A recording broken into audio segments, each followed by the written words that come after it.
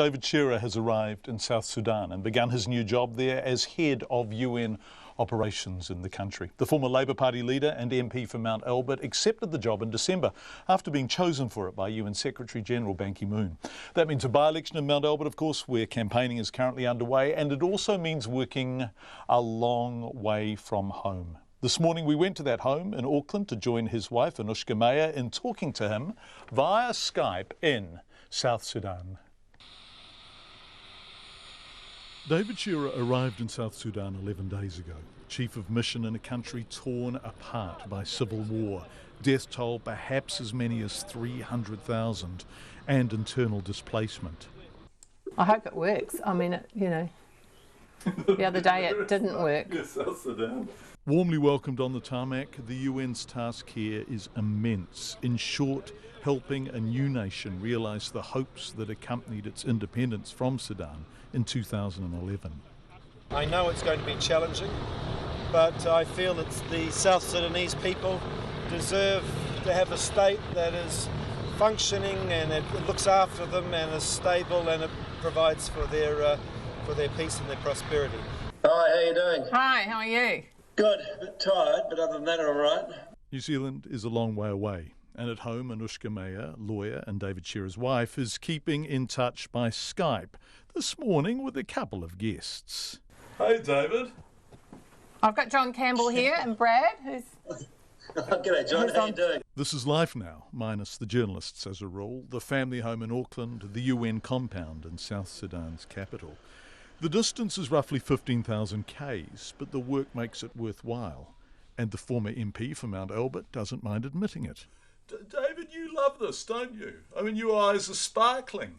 Yeah, no, I do. I get a buzz out of it, I have to say, John. Yeah, well, it's incredibly tangible, I mean, it's everything you do in it. Well, no, that's not quite true, but what you're doing is making a substantive difference, So it's we've got at the moment, those troops there, but all the people that got caught up in the violence all ran to us. So we've got about 230,000 people living with us or right beside us in kind of makeshift camps because we provide the protection. And if we didn't do that, they would, many of them would have been killed. So thousands of them would have been killed. So the fact that we've done that, and we're feeding, the UN's feeding, well, the aim is to feed 5 million people this coming year. I mean, it's just enormous. South Sudan is not quite 6 years old, a new country plagued by old enmities and by a staggering absence of infrastructure. Juba is the capital, that's where the UN is based, but getting elsewhere...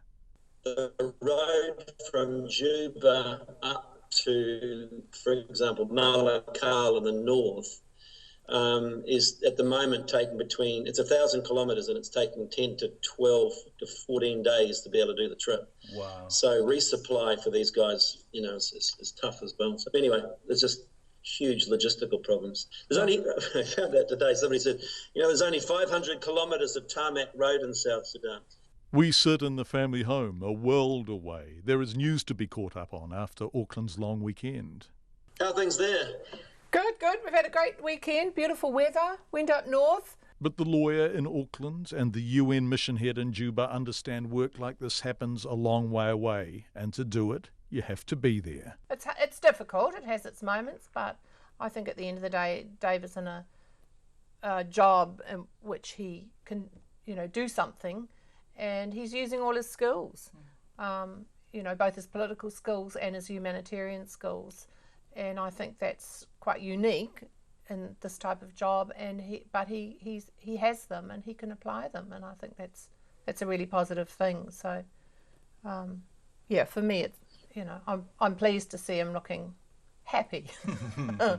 Tomorrow, David Shearer is travelling west, a place called Wow, where life is tough and the UN's task is a big one. Amongst the people he's meeting, a military commander. Trying to build a consensus around where we need to go in terms of the peace process. And that, that's not just me, that's me with others, I mean, and particularly the African Union, who really needs to take the lead on it. So in a sense, what we're doing is trying to support and shepherd a bit in whatever that process and provide resources for it, actually. And if we can do that, then, and if we can get the peace process on the way, then things start to fall into place. But that is incredibly difficult at the moment.